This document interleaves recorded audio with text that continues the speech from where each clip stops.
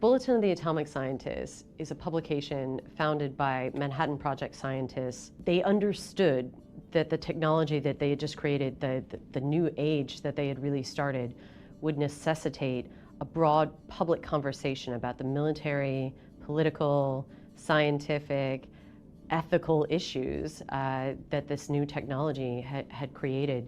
I used to think about the Bulletin as, because of the name of atomic scientists, it was about nuclear war. But since 2007, the Bulletin has included climate change as a threat to our well-being. Look at what happened with COVID. That's not something anybody expected to happen, and it happened and is continuing to happen. We have not eliminated COVID from our world. So we don't have a choice at the Bulletin but to include the biological risk in our calculus, or the Doomsday Clock. The Doomsday Clock symbolizes the risk to humanity from the collection of dangerous technologies and activities that humans are responsible for. Using the clock, the Bulletin's able to inform the public about the nature of the threats facing humanity and to encourage them to actually get more involved, to take action, and to be aware of whether or not we're moving closer to or farther away from our own destruction. Last year, the Bulletin set the Doomsday Clock at 89 seconds to midnight, the closest to disaster it's ever been. So now the question is, how does this year compare to last year? So the deliberations of the Science and Security Board that set the Doomsday Clock every year are pretty intense. In the past, it's often been quite complicated and hard to come up with the movement of the clock in a defined time.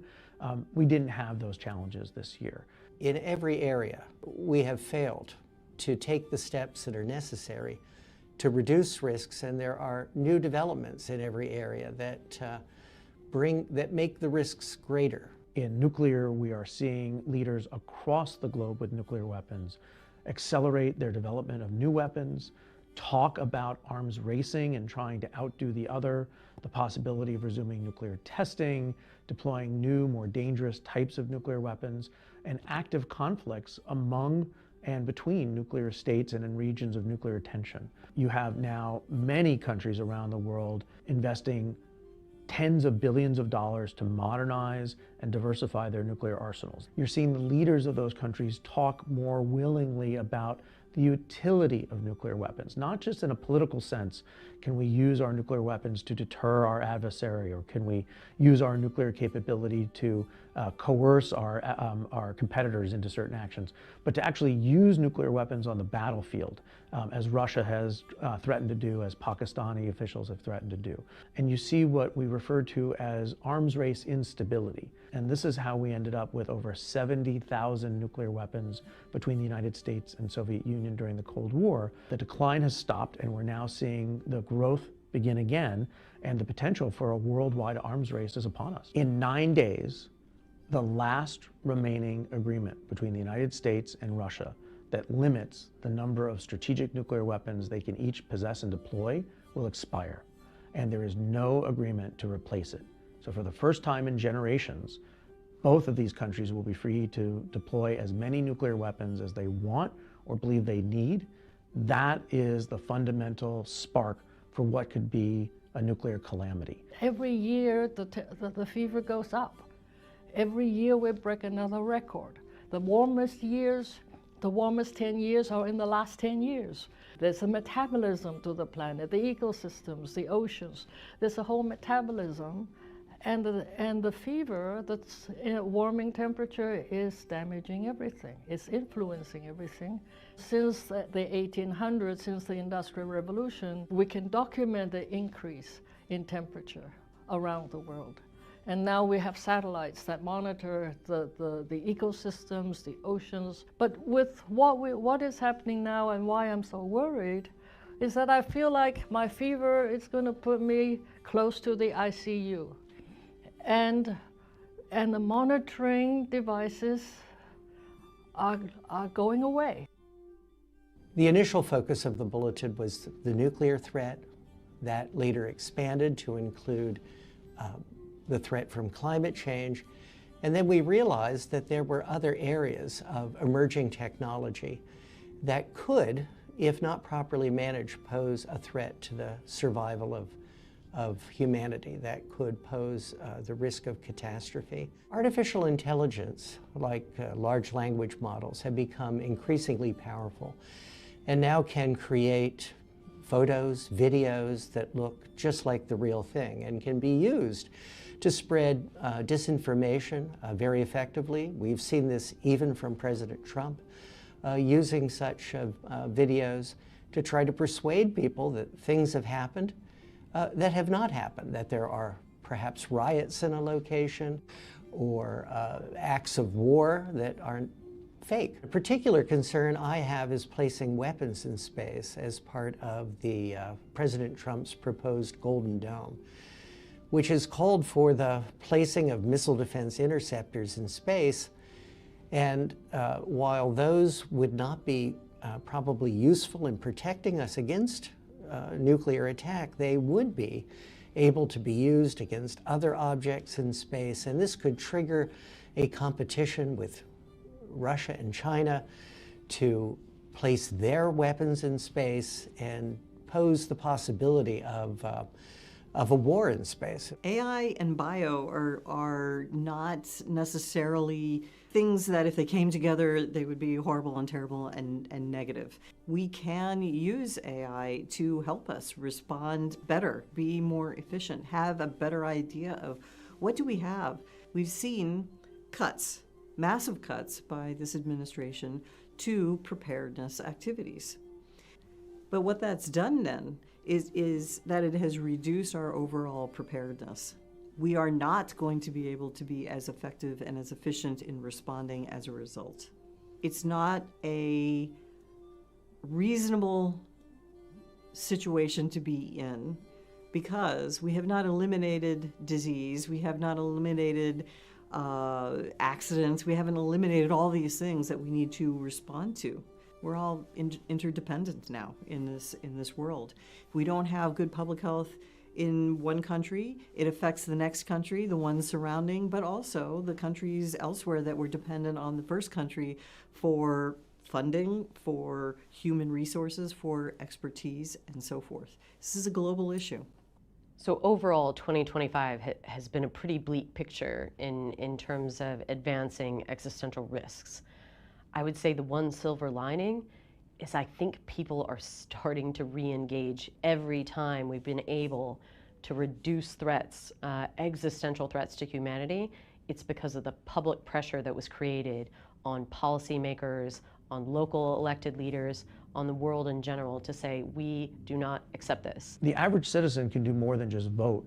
They can actually be informed about the threats that they face and talk with their neighbors, their relatives, their friends in their communities about these risks. And just showing up at a political meeting of a senator or congressman can actually drive policy. If they recognize that there's a political interest in their districts, that drives action. You have to empower the people to say, yes, this is a challenging opportunity, and this is what, by working together, we can do something.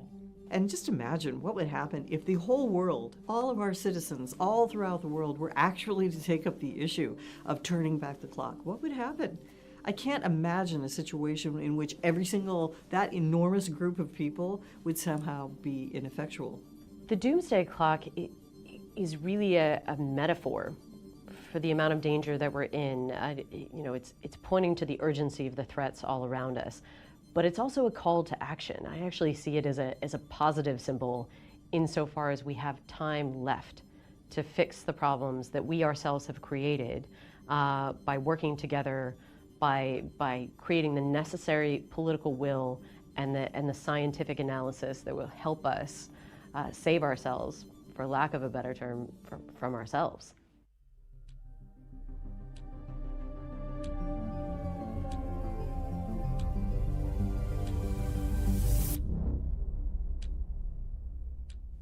Thank you for joining us today. My name is Alexandra Bell, and I am the President and CEO of the Bulletin of the Atomic Scientists. It is the determination of the Bulletin's Science and Security Board that humanity has not made sufficient progress on the existential risks that endanger us all. We thus move the clock forward. The Doomsday Clock is a tool for communicating how close we are to destroying the world with technologies of our own making. The risks we face from nuclear weapons, climate change, and disruptive technologies are all growing. Every second counts, and we are running out of time. It is a hard truth, but this is our reality.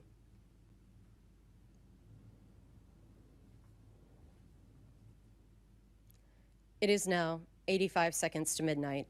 This is the closest the world has ever been to midnight.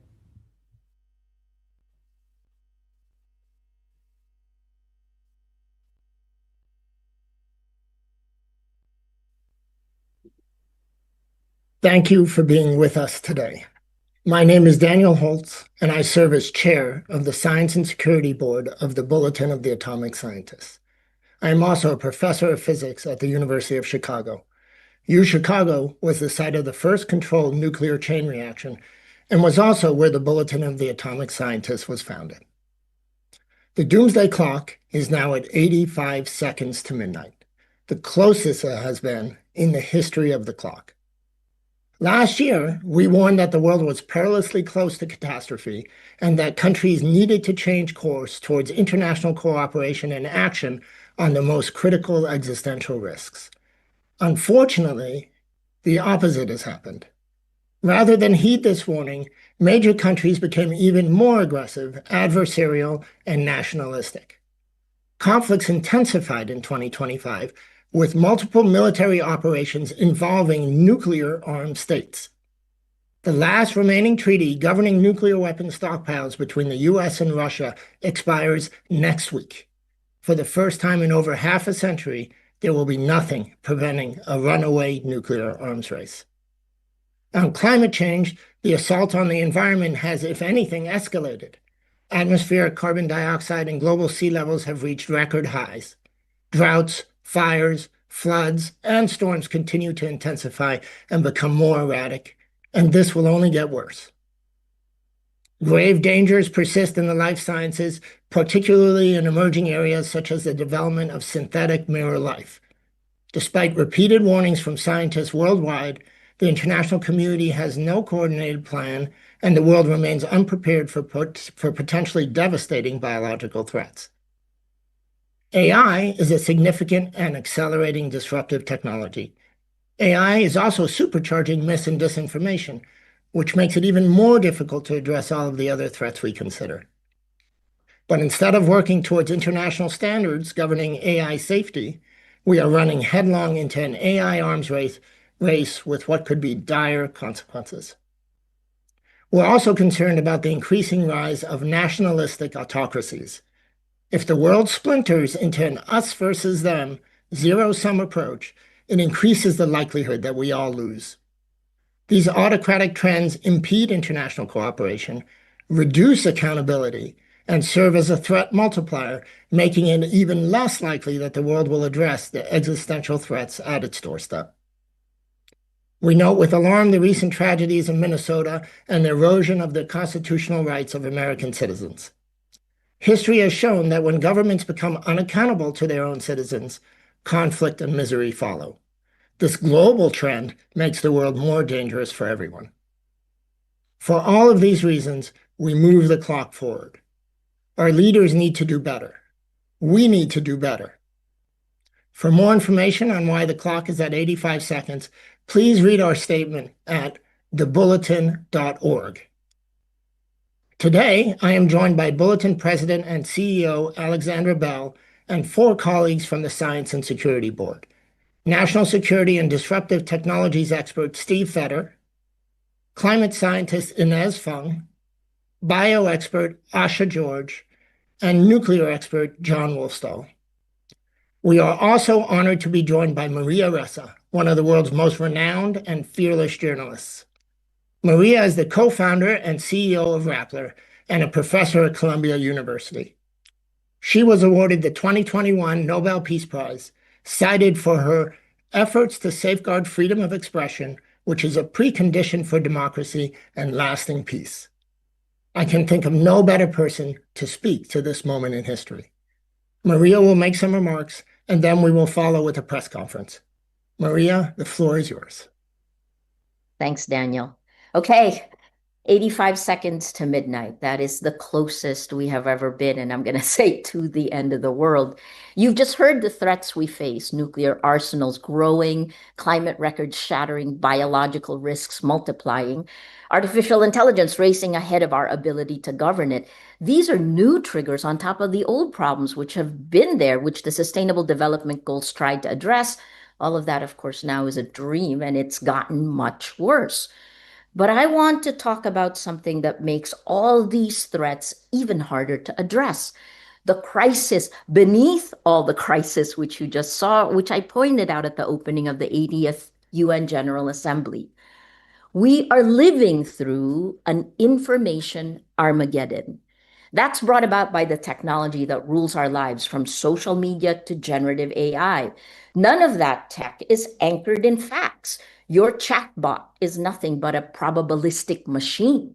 Even as the tech moves from the attention economy to now targeting intimacy, human beings, we have been commodified by a predatory and extractive industry. Here are the three sentences I've said over and over since 2016. Without facts, you can't have truth. Without truth, you can't have trust. Without these three, we have no shared reality. We can't have journalism. We can't have democracy. The radical collaboration this moment demands becomes impossible. Think of shared facts as the operating system of collective action. Democracy runs on it. Diplomacy runs on it. Science runs on it. You corrupt that operating system, and every application fails. Climate negotiations fail. Arms control fails. Pandemic response fails. Not because we lack solutions, but because we can no longer agree on the problems. And the operating system has been corrupted deliberately, systematically, for profit. The platforms that mediate our information were built on an extractive and predatory model. They turned our attention into a commodity and our outrage into their business model. At the Nobel lecture, I called it toxic sludge. This brings out the worst of humanity. They don't connect us, they divide us. And in that division, they've enabled the collapse of cooperation and the rise of illiberal leaders who exploit chaos. As of last year, VDEM pointed out that 72% of the world is now under authoritarian rule. In my country, the Philippines, we lived through this. Disinformation enabled a brutal drug war. It attacked journalists. When I was first arrested in 2019, our top newspaper's headline adapted the Martin Niemöller quote, right? The headline was, "First, they came for the journalists. We don't know what happened next." Well, today, I've won 10 of the 11 criminal charges, the cases filed against me. I joke that the Philippines has now moved from hell to purgatory, and many of you in the West are now moving to hell. Because what happened in my country didn't stay there. That playbook has spread across the world. Last week in Davos, Canada's Prime Minister Mark Carney said this best. We are in the middle of a rupture, not a transition. The old order is not coming back, and that rupture was accelerated by the destruction of our public information ecosystem. We can't solve problems we can't agree exist. We can't cooperate across borders when we can't share the same facts. Now add generative AI, the chatbots that threaten to accelerate this chaos exponentially, floods of synthetic disinformation at near zero cost, AI slop victimizing millions in scams, supercharging the dysfunction in our information ecosystem. Oh yes, and killing our environment because of the resources it needs to run. But we're witnessing something more dangerous: the fusion of state power with the tech oligarchy. The men who control the platforms that shape what billions believe have merged with the men who control governments and militaries.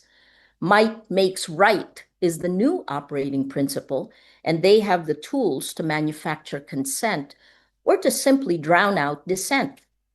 Just last week, the NERV released research on how controlling the information ecosystem cements power. The title is Narrative Warfare and the Breakdown of Reality. It showed how in less than a year, what started as a meme became state policy and then kinetic reality in Venezuela. It shows a three-stage funnel. Narrative warfare fragments the shared reality, enabling the dismantling of institutions, clearing the path for corruption and kleptocracy. What happened in Venezuela? Greenland threatened, Minneapolis militarized, wars multiplying, not ending. This is what becomes possible when the battle for information integrity is lost. And while this happens, the clock keeps ticking. Nuclear arsenals grow while arms control collapses. Climate records shatter while the US wages war on renewable energy. The very cooperation we need to survive on AI, on pandemics, on the planet becomes impossible. 85 seconds to midnight. It is ticking, but it can be turned back. Can't leave you depressed. Now is the time to act, right? We need technology platforms redesigned around human rights, not engagement metrics. We need journalism funded as critical infrastructure. We need AI governance that prioritizes safety over speed. And we need middle power, civil society, and citizens acting together because, as Canada pointed out, if we're not at the table, we're on the menu. Information integrity is the mother of all battles because you can't run democracy on a corrupted operating system. You can't turn back the doomsday clock when half the world doesn't believe these problems even exist. But each of you watching, what can you do? You can do a lot because narrative warfare targets the cellular level of a democracy. That's each of us, the citizens. We think three buckets: technology, journalism, and community.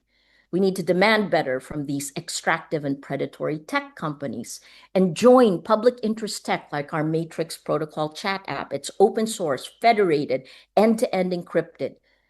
Support independent journalism and build communities of action. At the worst of times, we in Rappler turned to our communities. Our citizens demanded better. And today, the reporting of journalists in the Philippines, working with civil society, has helped put our former president, the guy who tried to put me in jail, Rodrigo Duterte, he's now in jail at The Hague, facing charges of crimes against humanity. It took a whole of society approach. The destruction has happened. We're standing on the rubble of the world that was.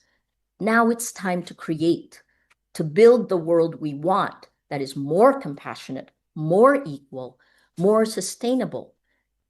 85 seconds to midnight. You know, the question now is not whether we can, the question is whether you will. What are you willing to sacrifice for the truth? Because the time to act is now. Thank you.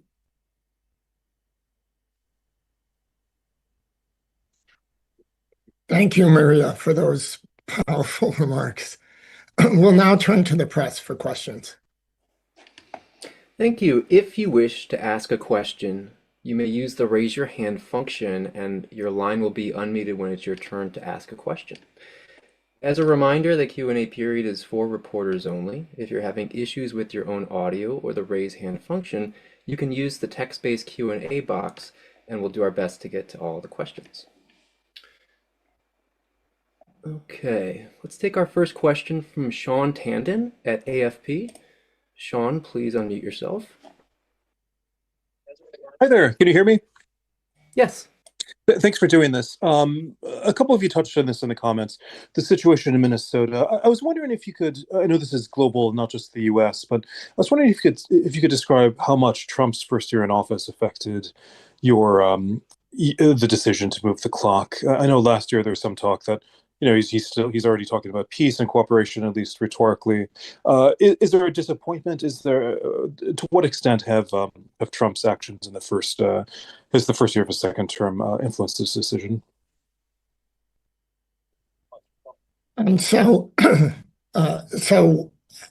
As we've discussed, there are many things that go into the setting of the clock, many different issues, We worry about climate.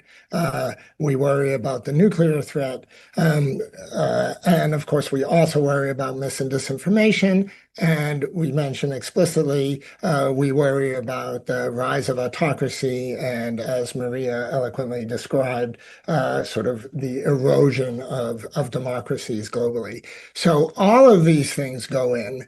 There have been some actions that have made things much worse. There have been some actions that maybe give hope. What we do is we kind of combine all of these things. We don't divide it into what has this person said or done and how does that now. We look at it holistically and then make our assessment. So it's hard to point at any one thing and say this was responsible for 1.3 seconds. Instead, we really try to capture the full sense of the world. And in our assessment, the full sense is bad. We're now jumping 4 seconds, which is a large jump, to 85 seconds, which is the closest it's been ever.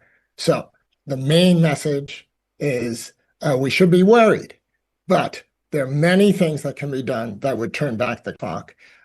This is a fundamentally optimistic exercise. The whole point of this is there are ways to turn back the clock. We need to band together and take those actions. It's in all of our interests to do so. Great. Let's Daniel, take our next. Oh, sorry. Daniel, if I might add, I think in terms of specific actions that we've seen from President Trump, he's repeatedly claimed humanity, and that's rhetoric that we can get behind. The problem is that rhetoric has not matched actions at all. He is, in fact, actively frittering away half a century worth of arms control efforts to keep stability between the two largest nuclear armed nations in the world.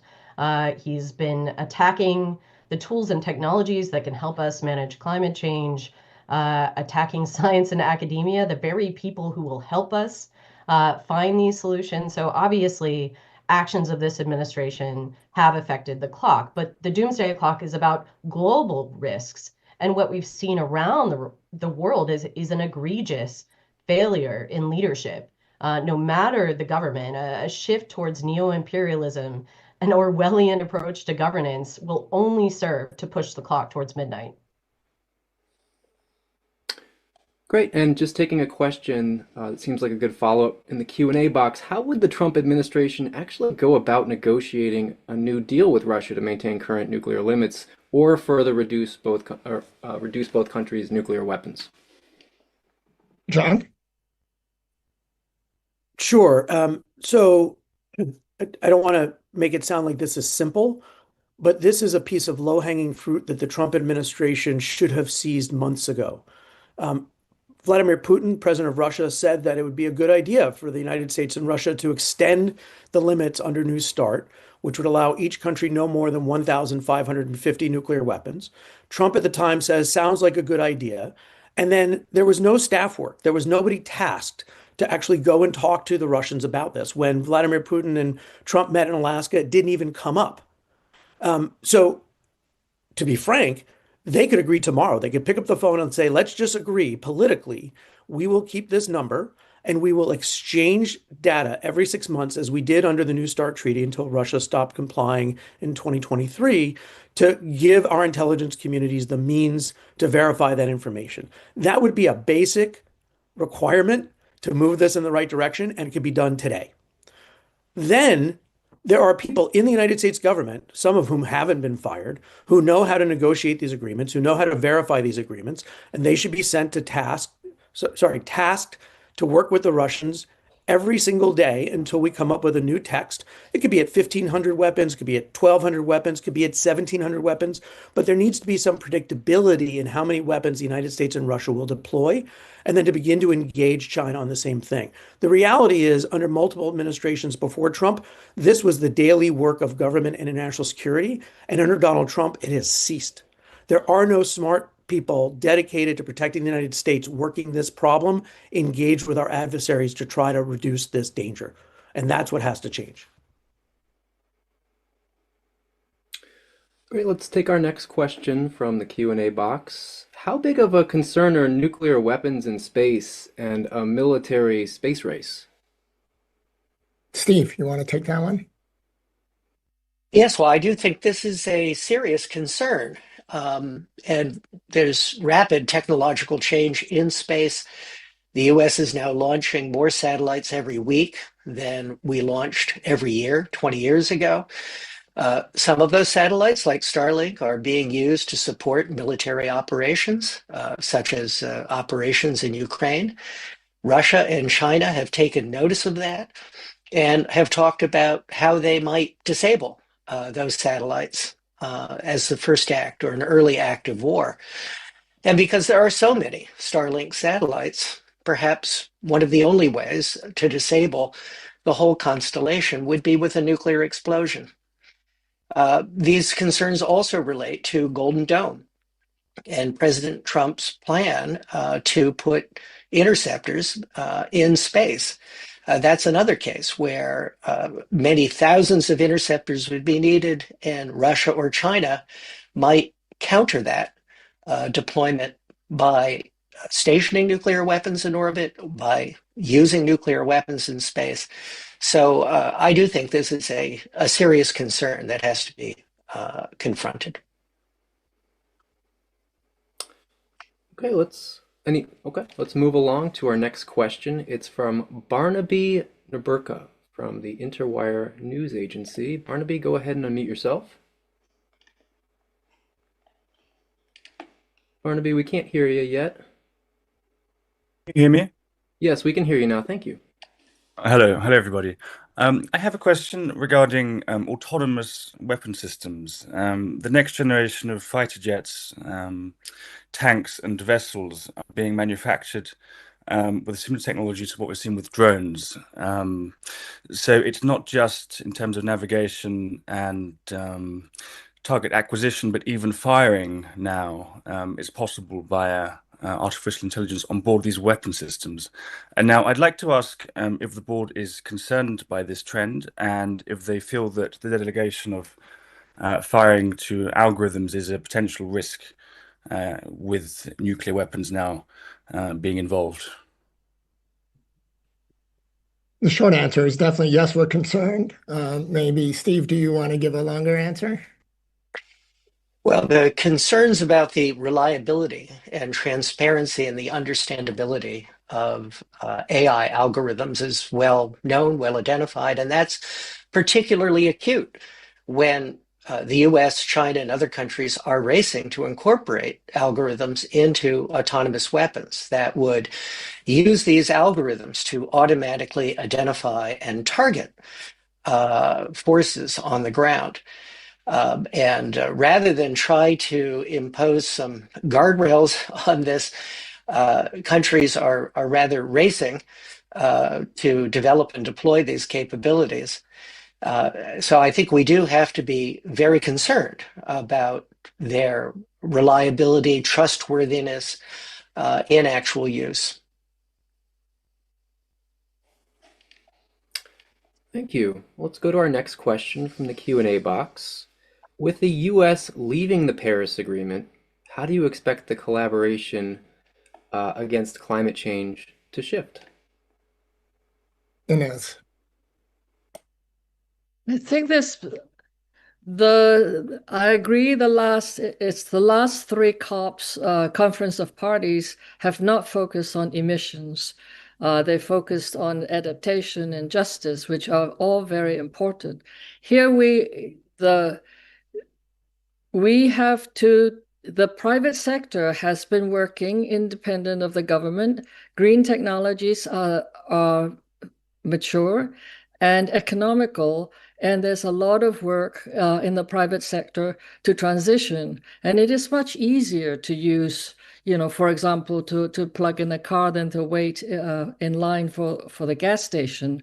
So there's lots of things that are happening which will drive the government into action. And I hope that the grassroots or the private sector and the governments can work together to see that it is a win-win for all if we go in the renewable energy and not rely on fossil fuels. Thank you. Moving along, another Q&A box question. In terms of biological threats, what are the top factors that affected your assessment, and are we prepared for another pandemic? Oh, sure. Yes.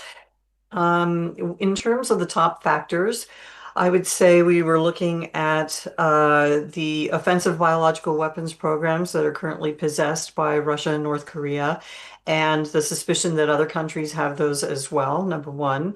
We were looking at the rate of increase in numbers of high-level laboratories all throughout the world, working with very dangerous pathogens and not necessarily putting in all the safety and security requirements that would be needed to do that.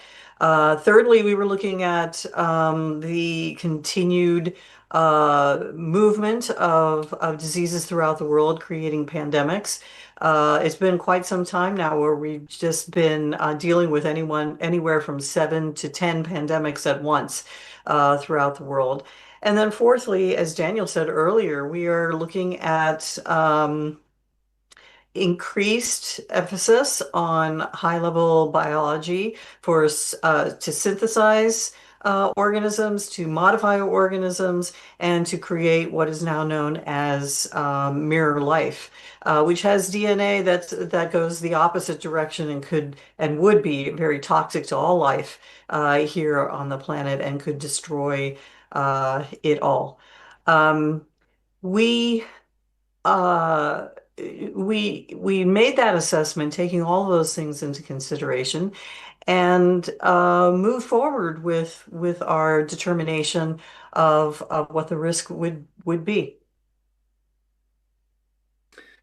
And if I could also just add, Please. there is the concern that artificial intelligence could be used to design novel pathogens. All right, going to our next question. It comes from Julia Levy at Northwestern University Medill Climate Change News. Julia, go ahead and unmute yourself. Hi, can you hear me? Yes.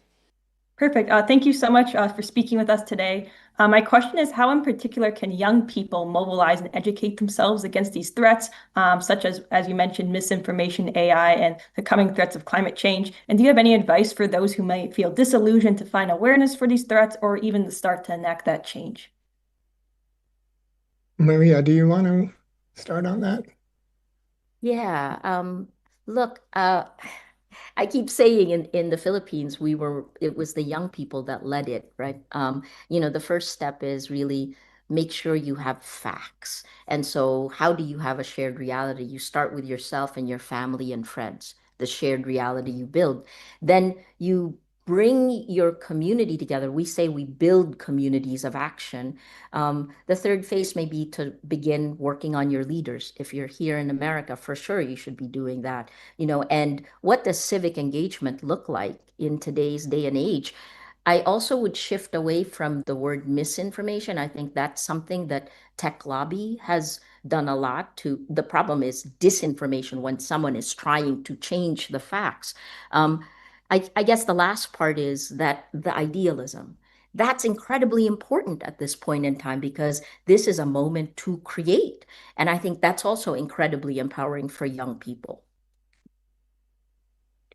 I want to echo that last point that Maria made, which is, this is a very complicated range of threats. But what that means is that there are many different ways to have impact. And the question of how you engage with these threats on a personal level, that's a deeply personal question.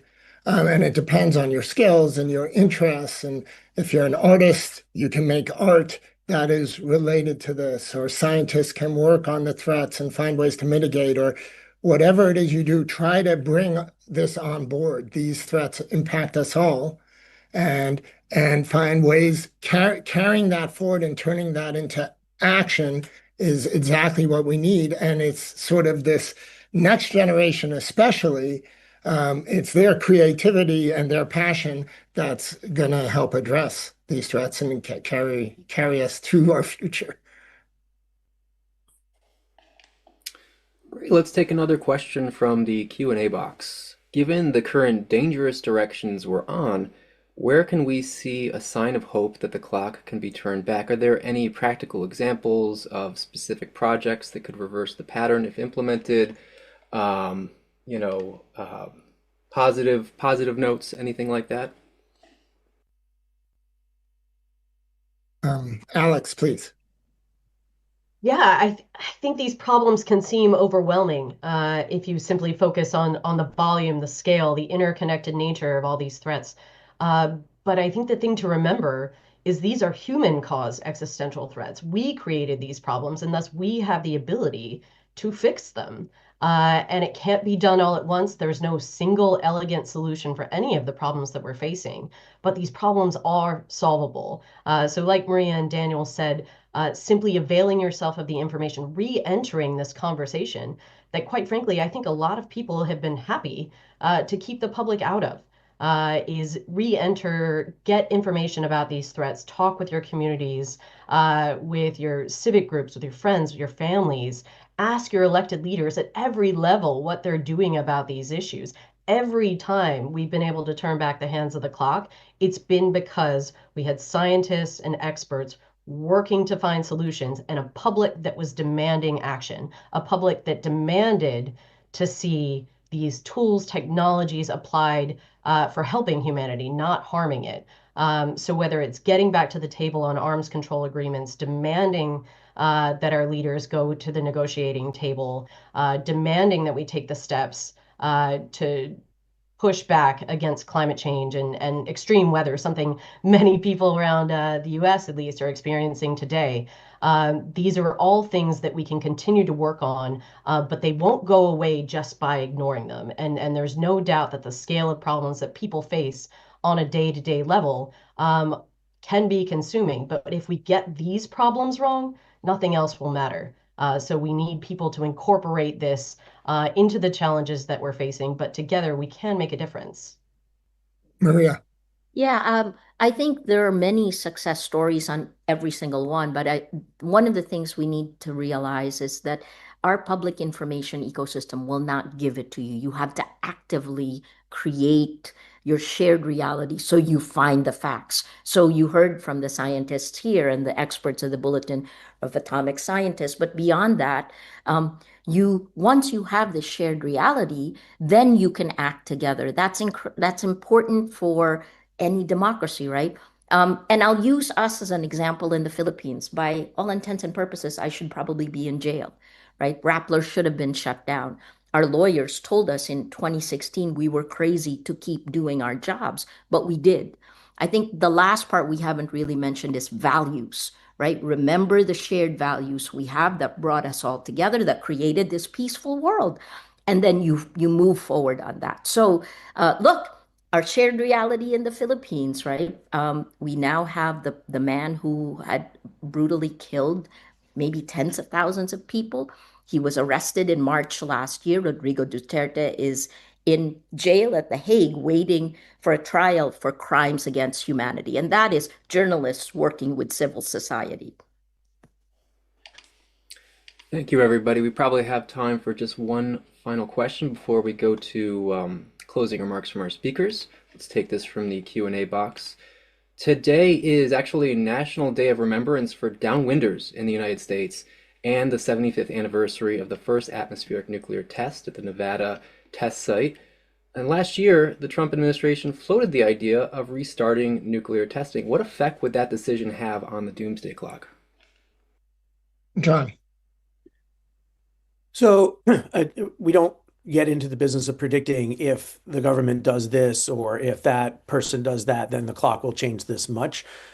We obviously had factored in the statements by President Trump that he was thinking about restarting nuclear testing, and then the confusion that was created. There's no doubt from my point of view as an expert that any country restarting nuclear tests would be incredibly damaging, both to the planet. We stopped testing nuclear weapons because it produces highly radioactive contaminated material, but also because it would be a serious negative impact on global stability and security. If the United States were to resume nuclear testing, Russia and China would rapidly follow suit. they would be able to make much more progress in modernizing their nuclear weapons than the United States ever could, because our weapons and our testing program actually was much more advanced when we shut it down in 1991. And so from a US point of view, it would be a loss in security, but it would also normalize nuclear weapons, nuclear testing, and nuclear threats even more than they have been. And that can only be a step in a negative direction. There is no world that is better off when major countries are exploding nuclear weapons and hinting that these things are usable and that we're prepared to use them. That's just the basic requirement. You don't need to be a member of the Science and Security Board to recognize that as a negative development. Okay. That's all the time we have for questions, and we're going to go next to closing remarks from our speakers. So thank you all for your questions. I'd like to give my colleagues a chance for brief closing statements. Alex, why don't you go first? Thanks, Daniel. First, thanks so much to the people around the world that read and support the Bulletin.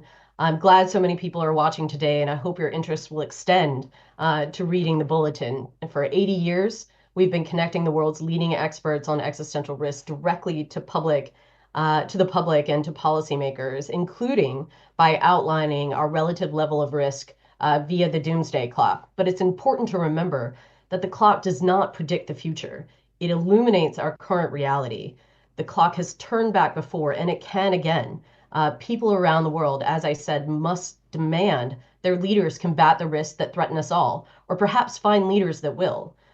For hope and inspiration, look to the brave civil servants, service members, journalists, experts, advocates, artists, citizens that continue to fight every day for a better future. We and they know our current trajectory is unsustainable. While these challenges can seem overwhelming, everyone watching today, everyone around the world has agency. No one can do everything, but everyone can do something. With 85 seconds left to midnight, we have to come together and we have to push for change. Thank you. Thanks, Alex. Steve? The pace of technological change is accelerating in artificial intelligence, autonomous weapons, biotechnology, and in space. Companies and countries are engaged in a headlong race for dominance. Citizens need to demand that their governments do more and cooperate to identify and mitigate the risks of disruptive emerging technologies. Thanks, Steve. Inez? Our civilization is in transition from one that's powered by fossil energy to one that is powered by renewable energies. Much of the technologies for renewables are mature and affordable. And we just need to fight climate change. Not only do we have to do our own parts, but we need the leadership to work together to implement the solutions on a global scale. Thank you. Thanks, Inez. Asha? Yeah, I would say that just the way disease is pandemic and all around the world, people who can do something about these issues, including disease, are also all around the world. We can do a great deal if we work together and if we figure out what our common areas are of concern. We can shape the global future. We can do that. We do it every single day. We just have to get organized and get on top of it. But it is possible. It is fully possible. We just have to make it a priority and move forward. Thanks, Asha. John? We've talked about how overwhelming all of these threats can seem and how it can lead people just to tune out. Too big a problem. I just can't solve it. The reality is that all of these problems are solvable. These are all human manufactured problems, and we have both the technology and the capability to reverse them if we make a commitment. Just as an example, the United States is going to spend $100 billion this year modernizing and building new nuclear weapons, and we're not going to spend 1/10 of 1% on that in pursuing technologies to verify the elimination of nuclear weapons. My old boss, Joe Biden, used to say, show me your budget and I'll tell you what you care about. We're just not trying. And the people need to demand that the public effort that the government's efforts are sufficient to address the threats that we face. Thanks, John. Maria. Information integrity, knowing the difference between fact and fiction, that is the mother of all battles. Shared facts are the operating system of collective action, and that system has been corrupted. The threats you heard today, nuclear, climate, biological, technological, none of this can be solved by nations running on separate, incompatible realities. So we fix the operating system and we restore the possibility of cooperation. That is where hope lives. That's where my hope lives. That's where we must fight. Thanks, Maria. The Doomsday Clock is now the closest it has ever been to midnight. That is the bad news. The good news is that we are fully capable of turning back the clock. The clock has moved away from midnight in the past, and it could and must do so again in the future. The tools needed to reduce these existential threats exist. What we lack is international cooperation, political courage, and a global citizen call to action. Every person everywhere has a stake in addressing these threats. To those of you around the world viewing today, let's use the coming year to turn back the hands of the Doomsday Clock. On behalf of the Bulletin of the Atomic Scientists, I thank you all for your time and your attention. We are adjourned.